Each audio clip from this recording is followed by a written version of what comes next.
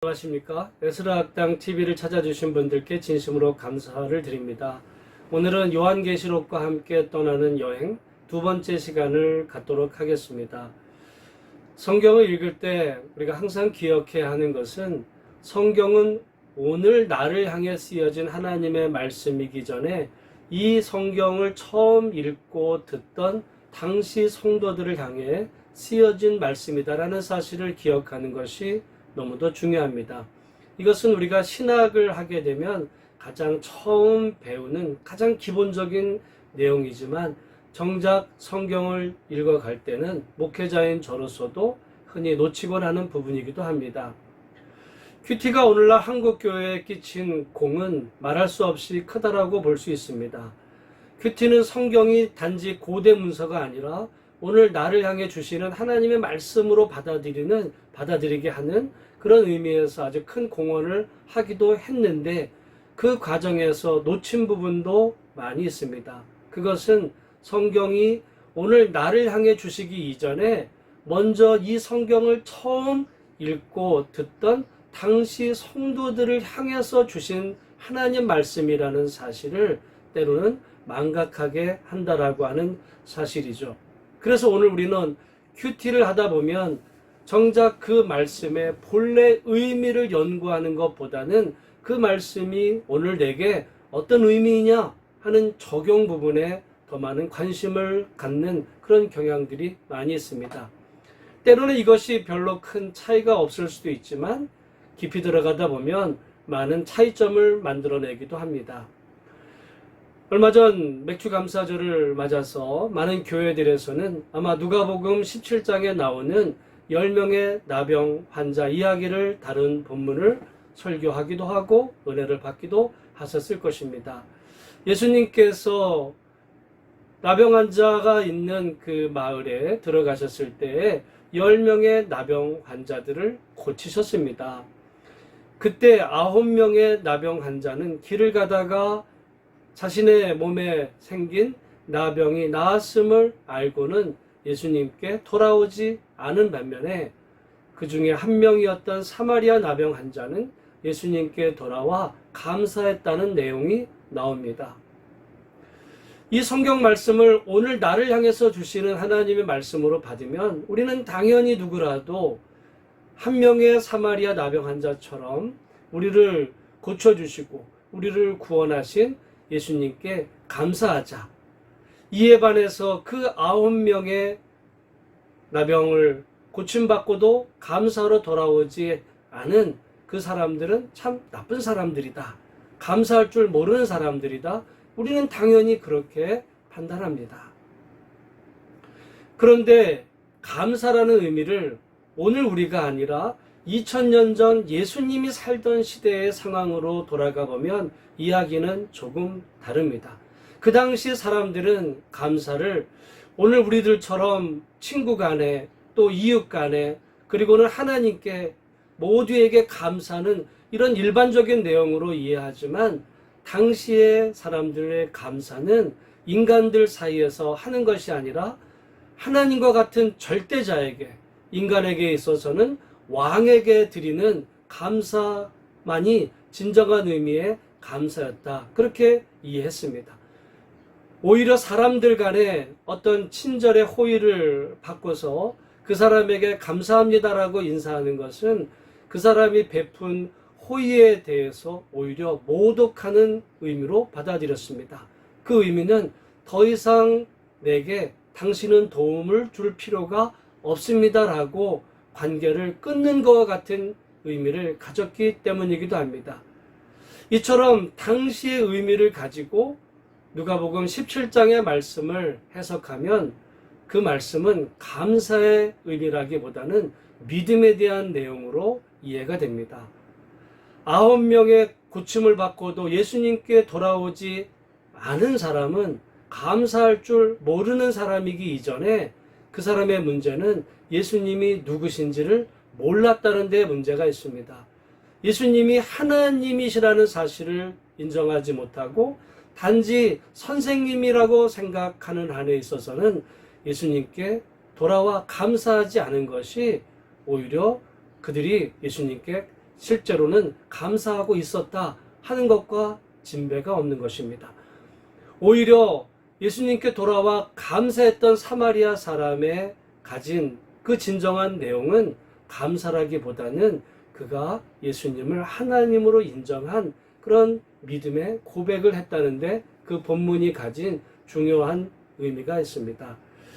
우리는 성경을 읽으면서 감사든 믿음이든 은혜만 받으면 되는 거 아니냐 이런 생각을 가질 때도 있습니다. 물론 하나님의 말씀을 통해 은혜 받으면 되는 것이기도 하지만 우리는 한평생 하나님의 말씀을 보다 잘 이해하고 그것을 오늘 내가 해석해서 은혜만 되면 되는 것이 아니라 성경 말씀이 본래 쓰여졌던 그 당시 의미로 바르게 이해하고 믿음 생활을 하는 것을 우리 신앙의 목표로 한다면 우리는 성경 말씀이 당시에 어떤 의미를 갖고 있는지를 끊임없이 관심 가지고 연구하는 일은 너무너무 중요하다고 말할 수 있습니다.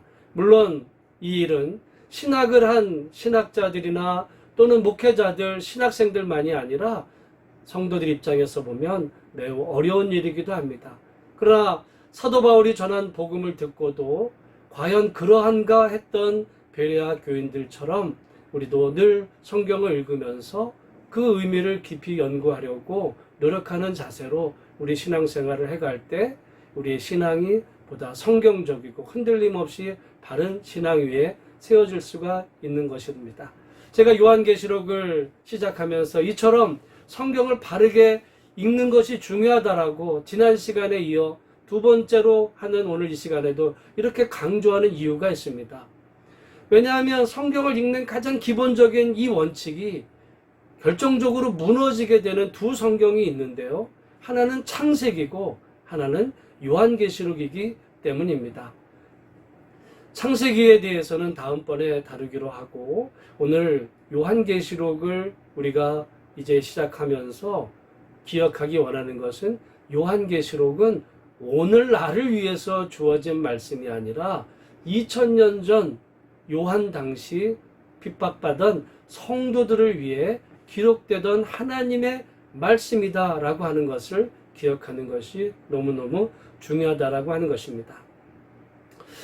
저는 요한계시록 읽는 것은 마치 밀림 속을 걸어 들어가는 것과 같다라고 생각을 합니다. 밀림 속에서 길을 잃지 않으려면 어떻게 해야 합니까? 밀림 전체에 대한 이해가 있어야 됩니다. 밀림이 얼마나 큰지, 얼마나 많은 시간이 걸릴 것인지, 온도는 어떤 것인지, 그리고 아무런 작정 없이 밀림 속에 뛰어드는 것이 아니라 그 밀림 속을 먼저 통과한 선배들이 그려놓은 좋은 지도, 그리고 밀림에 대해서 잘 아는 안내자와 함께 그 밀림 속을 걸어가면 아무리 험한 밀림이라도 무사히 통과해 나올 수 있을 것이다 생각합니다. 이 점에서 요한계시록을 바라보던 교회에 두 가지 오류가 있었습니다. 정통교회에서는 요한계시록은 밀림과 같은 거야. 잘못 들어가면 길을 잃고 큰 어려움을 낭패를 당하게 되니 요한계시록은 아무도 접근해서는 안 돼. 이런 관점에서 그저 요한계시록을 바라만 보기도 했습니다. 이에 따라 두 번째 오류가 생기는데 이단들은 요한계시록을 가지고 마치 자기들이 정통 계시를 받은 양 자기 마음대로 요한계시록을 휘젓고 다니다 보면서 한국 교회나 세계 교회에 큰 이단의 문제를 낳기도 했다라고 하는 사실입니다. 그래서 저는 요한계시록을 이라고 하는 밀림을 잘 통과하려면 좋은 안내자와 좋은 지도가 있어야 된다. 제가 요한계시록을 이제 관심을 갖게 되면서 저에게 제일 크게 영향을 주고 요한계시록도 이런 관점에서 보면 되는구나 하는 도전할 수 있는 그 마음을 주었던 오늘 책들을 몇 가지 먼저 소개하고자 합니다. 먼저 소개하고 싶은 것은요, 리차드 보쿰이 지은 요한계시록 신학이라는 책입니다. 이 책이 우리나라에 번역된 지도 벌써 20년이 되었고 그리고 이 책을 우리나라에 소개했던 분이 이필찬 교수인데, 오늘 잠시 요한계시록과 관계돼서 제가 그동안에 도움을 받았던 좋은 안내자와 같은 책들을 소개하고자 합니다. 먼저 리차드 보쿰이 지은 요한계시록 신학이 있고요. 또한 두 번째 예언의 절정이라는 책이 있습니다. 꼭 추천드리고 싶고, 이 리차드 보쿰을 한국교회에 소개한 분이 이필찬 교수인데, 이필찬 교수의 요한계시록 어떻게 읽을 것인가, 너무너무 좋은 책입니다. 그리고 그분의 내가 속히 오리라 주석인데요, 정말 좋은 책이라고 사료됩니다. 그리고 요한계시록을 이제 신천지에서 많은 오해를 낳게 했기 때문에 신천지 요한계시록 무엇이 문제인가, 정통교회 입장에서 신천지 요한계시록을 비판하는 책을 썼고, 요한계시록 40일 묵상 여행이라는 책도 있습니다.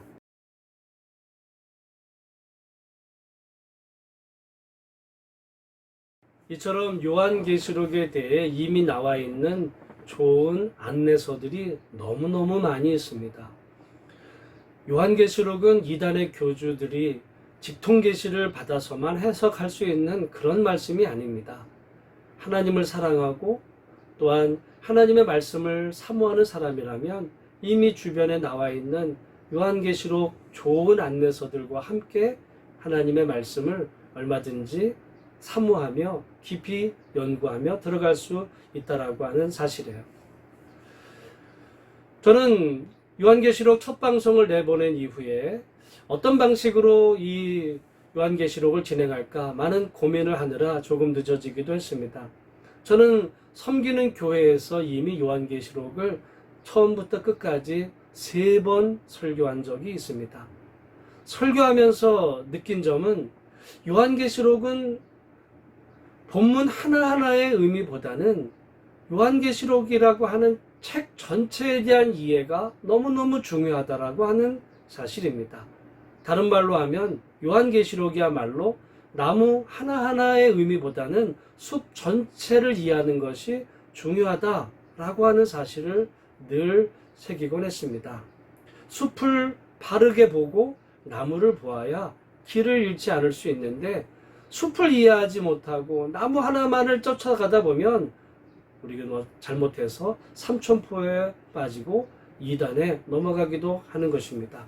이제 오늘 요한계시록에 출발하는 그런 시간으로 요한계시록은 그러면 어떤 의미를 가진 성경이냐 하는 말씀을 잠시 다루고자 하는데요.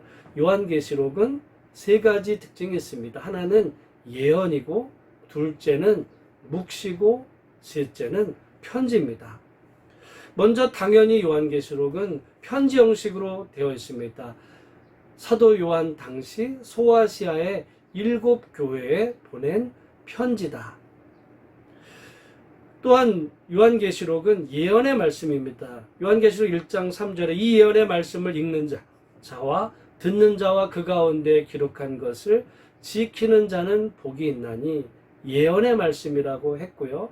3번째는 묵시 형식으로 되어 있습니다. 계시록 1장 1절에 예수 그리스도의 계시라, 여기서 계시란 묵시를 말합니다. 앞으로 이 의미를 다루고자 하는데, 오늘은 그 가운데 편지라는 데 먼저 잠시 주목하고자 합니다. 그러니까 요한계시록은 요한 당시 소아시아 7교회에 보낸 편지입니다. 그런데 이 편지는 7교회에 따로따로 보내진 것이 아니라 7교회가 서로 돌아보도록 보내진 회람용 편지라고 하는 사실이에요.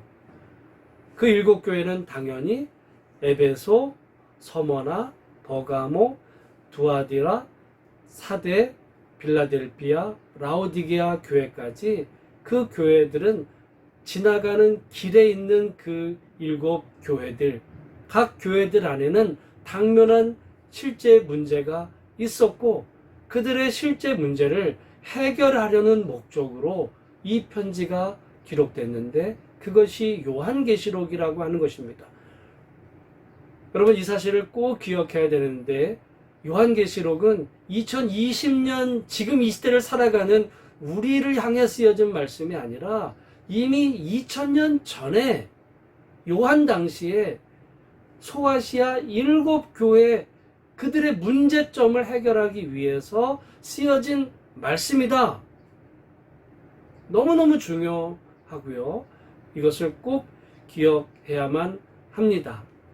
그러면 이 말씀이 나랑 무슨 상관이 있느냐? 그렇지 않습니다. 공교롭게도 요한은 소아시아 7교회에 쓰여졌습니다. 7교회는 당시에 존재했던 7교회이기도 하지만 여러분 요한계시록 우리가 앞으로 보다 보면 많은 상징적인 숫자와 이미지들이 나오곤 합니다. 7이라는 숫자는 완전수거든요. 그러니까 사도 요한 당시 7교회도 의미하지만 가고 오는 모든 시대의 교회들을 향해서 쓰여진 하나님의 말씀이 요한계시록이기 때문에 우리는 요한계시록을 통해서 오늘 나에게 주시는 하나님 말씀의 의미를 찾을 수 있습니다. 단 그 의미는 2000년 전 소아시아 7교회의 성도들이 이해했던 그 범위 안에서, 그 의미의 틀 안에서 오늘 나를 향해 주시는 하나님의 말씀을 찾아야지, 그것을 제껴버리고 그 당시 성도들이 받았던 이해했던 의미는 무시해버리고 나를 향해 직접 주시는 말씀이다라고 하면 우리는 삼천포에 빠지게 되어서 밀림에서 헤어나오지 못하게 되고 요한계시록을 통해서 엉뚱하게 세계 종말에 대한 환상적인 그림을 그리는 오류에 빠지게 됩니다. 앞으로 요한계시록을 그래서 좋은 안내자들과 함께, 여러분들과 함께 조금씩 살펴보고자 합니다. 함께 해주셔서 감사합니다.